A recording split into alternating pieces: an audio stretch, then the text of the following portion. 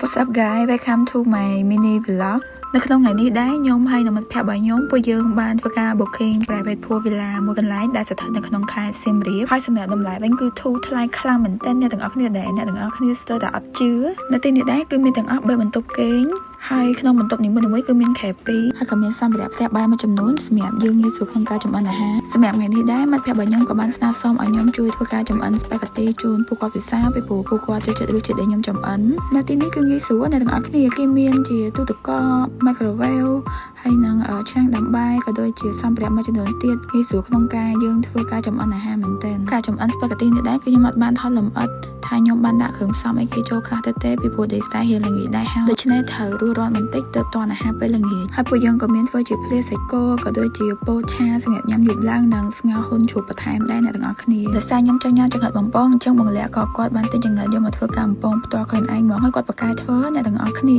ចង្រិតបំពងដែលគាត់ធ្វើហ្នឹងឆ្ងាញ់ហើយអត់ធំក្លិនខាទៀតឥឡូវ spaghetti ដែលខ្ញុំបានធ្វើមុនហ្នឹងគឺបានឆ្អិនហើយយើងក៏មានហ៊ុនជ្រូកសម្រាប់អាំងញ៉ាំជាមួយនឹងអំបិលម្ហិចនិងសាច់មាន់ប្រឡាក់អំបិលម្ទេសហើយនេះគឺជាភ្លាដែលបងលាក់គាត់បានធ្វើមុនហ្នឹងអ្នកទាំងអស់គ្នាក៏បានធ្វើការប្រឡាក់ barbecue សាច់គោហើយនិងសាច់ជ្រូកបន្ថែមដែរមិត្តភក្តិខ្ញុំផ្សេងទៀតគឺកំពុងតែ decor ចាំ surprise birthday ម្ចាស់ខួបពីចំអិនម្ហូបរួចរាល់ពួកខ្ញុំក៏បានរៀបចំខ្លួនសម្រាប់ការញ៉ាំអាហារជុំគ្នាពេលល្ងាចនេះនៅក្នុងវីដេអូនេះដែរបងក៏សូមអរគុណទៅដល់អូនពេញសម្រាប់ big sponsor ក្នុងការរៀបចំដំណើរកម្សាន្តនេះឡើងគឺថាសប្បាយខ្លាំងមែនតើក៏លេចទៅមើលម្ចាស់ខួបវិញគឺថាញ៉ាំជាប់រហូតហ្មងហើយអ្នកអាំងសាច់វិញគឺថាអាំងអត់តាន់ទេអាំងអស់ឥ